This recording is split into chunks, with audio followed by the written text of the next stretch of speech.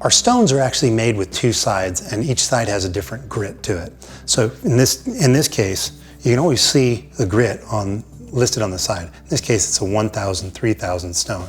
The idea there is that you start with the grit that has the lower number. That's going to be the coarser side, and with a few strokes you can set the angle of the edge that you can then flip the stone over and then follow with the more fine grit to just really finish out that edge and make it nice and smooth.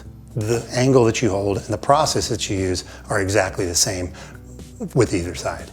Periodically, after you've made a few passes, check your knife. If you run your finger from the spine over the edge here, you'll feel a small burr or a little ribbon of steel that starts to form and it kind of flops one way or another. We're going to remove that at the end with our sharpening steel just to clean that edge up.